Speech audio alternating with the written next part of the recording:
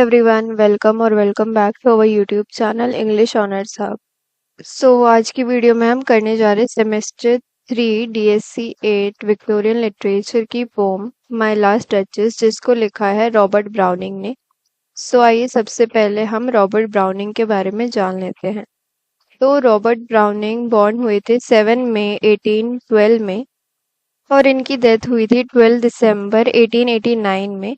ये एक English poet है और प्लेराइट है, जिनके ड्रामेटिक मोनोलॉग्स की वजह से ये बाकी सारे जितने भी विक्टोरियन पोएट्स थे उनसे बढ़ के इनको माना जाता है। ड्रामेटिक मोनोलॉग एक तरह का फॉर्म होता है जिसके अंदर एक स्पीकर होता है और एक लिसनर होता है, और throughout the poem speaker ही बोलते रहता है और लिसनर सिर्फ सुनता है, वो कुछ भी नहीं बोलता है। और इसी तरह से ये जो माय लास्ट डचेस है, ये भी एक ड्रामेटिक मोनोलॉग है जिसके अंदर जो स्पीकर है उसका नाम है ड्यूक और लिसनर एक मैसेंजर है।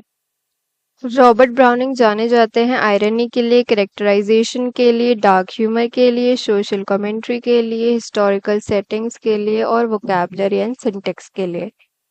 ये 14 साल की उम्र से ही इनको 5 लैंग्वेजेस आती हैं और एक बहुत ही इंटेलिजेंट चाइल्ड रहे हैं। ये काफ़ी पैशनेट थे पोएट्री की तरफ और एक टैलेंटेड म्यूजिशियन भी है। साथ साथ इन्होंने बहुत सारे सॉन्ग्स एंड पोएट्री भी लिखी हैं। ब्राउनिंग के कुछ पॉपुलर पोएम्स है जैसे कि Porphyria's lover, my last duchess, how they brought the good news from जेन to Aix and the pied piper of Hamelin. अब हम माय लास्ट डचेस की तरफ बढ़ते हैं। Line by line explanation. That's my last duchess painted on the wall, looking as if she were alive। तो इसमें जो स्पीकर हमारे ड्यूक, वो मैसेंजर को बोल रहे हैं कि देखो मेरी लास्ट डचेस को, जो कि वॉल पे पेंटेड है और ऐसा लगता है कि वो अभी भी जिंदा है।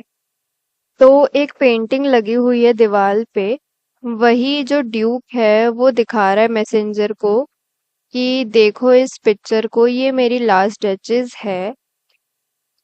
I call that piece a wonder. और पेंटिंग को देखते हुए ड्यूक बोलता है कि मैं तो इस पेंटिंग को बहुत ही एकदम शानदार पीस ऑफ आर्ट कहूंगा। Now Fra Pandolf's hands worked busily a day and there she stands. इस पेंटिंग को फ्रा पेंडोफ्स ने बनाया है और उसने बहुत ज्यादा पूरा दिन उन्होंने काम किया इस पेंटिंग को बनाने के लिए। एंड देयर शी स्टैंड्स मतलब कि अब देखो ये जो पिक्चर उन्होंने बनाई कितनी ब्यूटीफुल लग रही है। सामने खड़े हुए ऐसा लग रहा है कि ये बिल्कुल जिंदा हो। Will it please you sit and look at her. तो फिर वो मैसेंजर को बोल रहा है कि तुम खड़े क्यों हो, बैठो ना आराम से और इस तस्वीर को देखो। Fra Pendos by design, for never read strangers like you that pictured countenance, the depth and passion of its earnest glance। फिर आगे ड्यूक बोलता है कि फ्रा पेंडोफ ने इस डिजाइन को बनाया, इस पिक्चर को बनाया, जो कि काफी उस टाइम के पॉपुलर आर्टिस्ट रहे हैं। और ये काफी साधु टाइप बंदा था जो कि औरतों को कभी भी बुरी नजर से नहीं देखता था। और इसी वजह से ड्यूक ने फ्रा पेंडोल से ही इस पिक्चर को बनाया, जो कि इसकी डचेस पे नजर ना डालेगा। फिर आगे वो बोलते हैं कि स्ट्रेंजर को बोलते हैं कि स्ट्रेंजर्स लाइक यू, तुम जैसे स्ट्रेंजर्स जो हो वो इस पिक्चर को देख के ये समझ ही नहीं पाते हो कि इस पिक्चर में जो डचेस की जो तस्वीर बनी है उसके चेहरे पे इतना ग्लैंस कैसे आया, इतना तेज कैसे आया। तो वो तेज इसीलिए आया क्योंकि फ्रा पेंडोल जैसे बड़े आर्टिस्ट ने इस डिजाइन को बनाया है। फिर आगे कहते हैं but to myself they turn, since none puts by the curtain I have drawn for you but I, and seemed as they would ask me if they durst how such a glance came there। तो कोई भी इस picture को अगर देखता है तो वो मेरी तरफ मुड़ के मुझसे जरूर ये पूछना चाहता है, अगर उसमें हिम्मत हो, इफ दे डस्ट मतलब अगर उसमें हिम्मत हो, कि ये इसके फेस पे, डचेस के फेस पे इतना ज्यादा ग्लैंस कैसे आया, इतना ज्यादा तेज कैसे आया। So not the first are you to turn and ask thus. तो मैसेंजर को कहता है कि तुम ऐसे पहले इंसान नहीं हो जो कि मुड़ के मुझसे पूछना चाहता हो कि इतना तेज कैसे आया। Sir, was not her husband's presence only call that spot of joy into the Duchess' cheek, perhaps? पहले हम ये ब्रैकेट वाली लाइंस का मतलब समझ लेते हैं। इसका मतलब ये है कि ये जो कर्टेन मैंने हटाया है तुम्हारे लिए, ये सिर्फ मैं ही हटा सकता हूँ। मतलब कि जो पेंटिंग लगी हुई है, ये जो पेंटिंग लगी हुई है, इसके ऊपर एक कर्टेन लगा हुआ है और इस कर्टेन के अंदर ही वो इस पिक्चर को रखता है। और ये कर्टेन सिर्फ ड्यूक ही हटा सकता है और कोई नहीं हटा सकता। फिर ये जो लास्ट की लाइंस हैं, इसके अंदर वो बोलता है कि ये जो तेज तुम देख रहे हो मेरी डचेस के फेस पे, वो सिर्फ इसीलिए नहीं है क्योंकि पिक्चर बनाते टाइम, ये पोर्ट्रेट बनाते टाइम उसके हस्बैंड उसके सामने थे। परहैप्स मतलब लेकिन। फिर आगे देखते हैं। Fra Pendolph chanced to say, her mental lapse over my lady's wrist too much।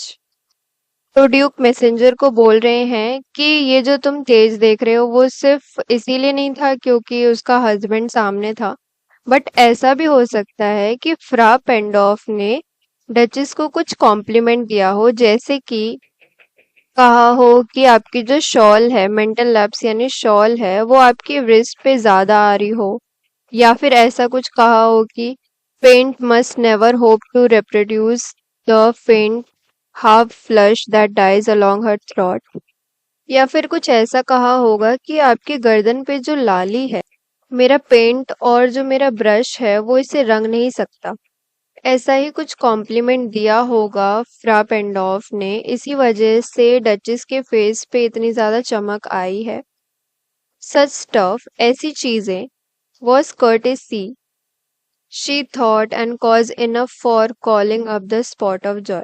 तो ऐसी चीजें जो हैं वो काफी थी डचेस के लिए, उसके चेहरे पे हंसी लाने के लिए और उसको अच्छा फील करवाने के लिए।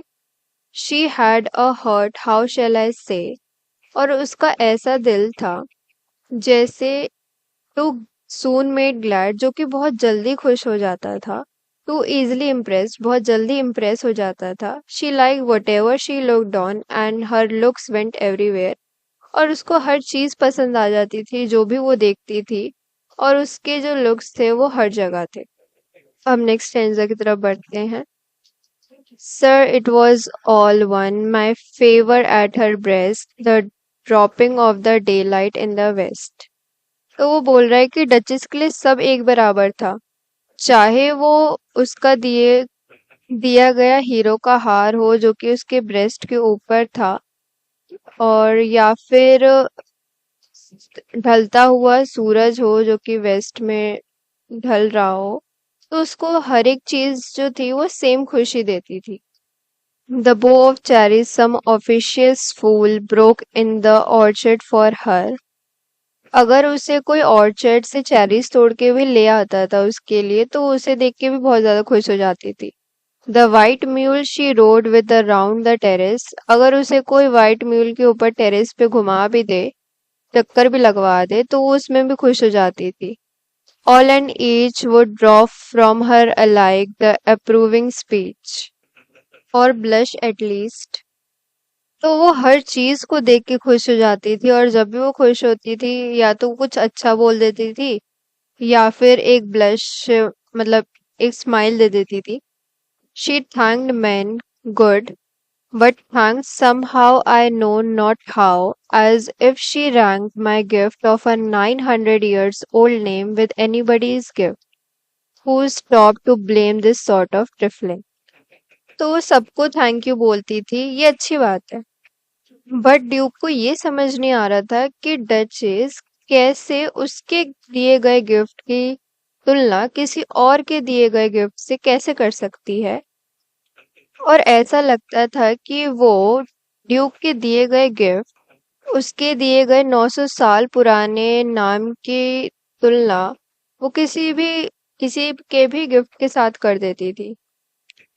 लेकिन कौन समझाए उसे कि वो ये सब गलत कर रही है।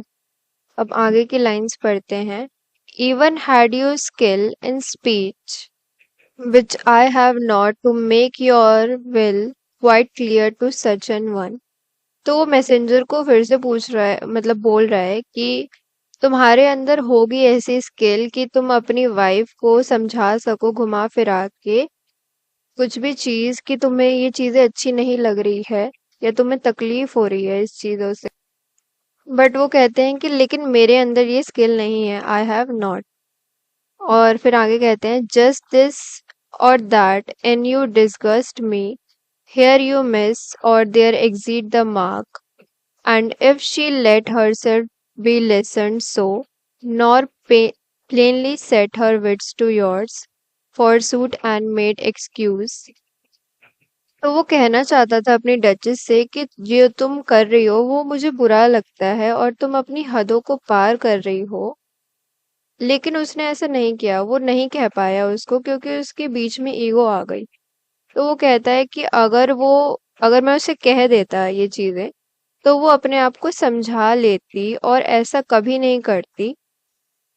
Even then would be some stooping, लेकिन अगर मैं ऐसा करता उसके सामने बताता ये सारी चीजें तो ऐसा लगता है कि मैं उसके सामने झुक रहा हूँ।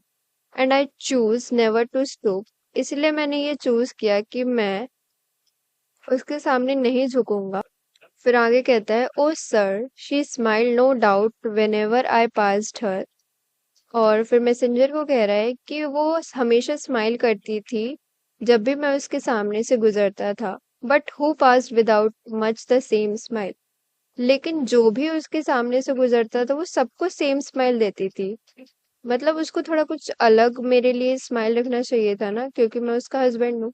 बट वो ऐसा नहीं करती थी, वो सबको सेम स्माइल देती थी। दिस ग्रू, ये बढ़ता ही गया। आई गेव कमांड्स, और मैंने अपने सिपाहियों को कमांड दे दी। Then all smiles stopped together, और तभी सारी स्माइल्स रुक गई। मीन्स कि ड्यूक ने अपनी डचेस को मरवा दिया। There she stands as if alive, और अब यहाँ पे वो इस पेंटिंग में खड़ी है जैसे कि वो अभी जिंदा हो। विल्ट प्लीज यू राइज, हम मैसेंजर को कह रहे हैं कि अब तुम बैठे ही रहोगे क्या पूरे दिन, उठो, खड़े हो जाओ। वी विल मीट, आगे देखते हैं। We will meet the company below then, नीचे चलो और बाकी लोग हमारा इंतजार कर रहे हैं नीचे। I repeat, the count your masters known munificence is ample warrant that no such pretense of mine for dowry will be disallowed, though his fair daughter's self, as I avowed at startling, is my object।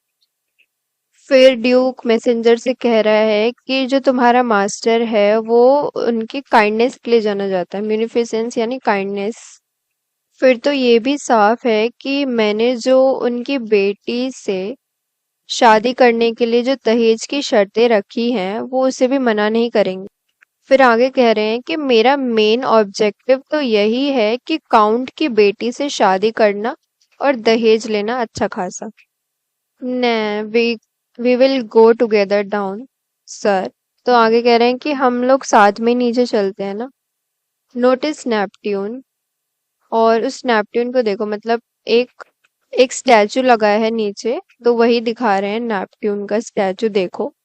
दो taming अ sea horse, जो sea horse पे बैठा है, मतलब Neptune का कोई statue है जो कि सी हॉर्स के ऊपर बना है, तो उसी को वो दिखा रहा है। थॉट अ रेयरिटी, और फिर तारीफ कर रहा है स्टैचू की कि ये बहुत ज्यादा रेयर वर्क ऑफ आर्ट है, ये तुम्हें कहीं भी ऐसा आर्ट देखने को नहीं मिलेगा। Which Claus of Innsbruck cast in bronze for me, और इसे क्लॉस ऑफ इंसबर्ग ने सिर्फ मेरे लिए बनाया है ब्रॉन्ज के अंदर। तो यहीं पे हमारी पोयम खत्म होती है। इस पोम से हमें ड्यूक के बारे में दो चीजें पता चली। पहली तो ये कि वो काफी कंट्रोलिंग था, वो नहीं चाहता था कि उसकी जो डचेस है वो किसी और के लिए भी वैसे ही स्माइल करे जैसे वो उसके लिए करती है। और उसने अपनी ईगो के चलते ही अपनी डचेस को मरवा दिया। और अब वो काउंट कि बेटी से शादी सिर्फ इसीलिए करना चाहता है क्योंकि उसे डाउरी मिल सके। वो वुमेन को एज एन ऑब्जेक्ट समझता है जिसका यूज किया जाए और जब काम खत्म हो जाए तो उसे ऐसे ही फेंक दिया जाए। दूसरी चीज हमें ये पता लगती है कि वो इस पेंटिंग को दिखा के और इन स्टैचूज को दिखा के और इन बड़े बड़े आर्टिस्ट का नाम लेके जैसे क्लॉज ऑफ इंसबर्ग और फ्रा पेंडोल्फ, वो बस अपनी वेल्थ दिखाना चाहते थे और शो ऑफ करना चाहते थे। तो यहीं पे हमारी वीडियो खत्म हो जाती है। आई होप आपको सब समझ आया हो। अगर कोई भी डाउट हो तो कमेंट में पूछना ना भूलें। Thanks for watching. खत्म। Bye bye, tata, good bye.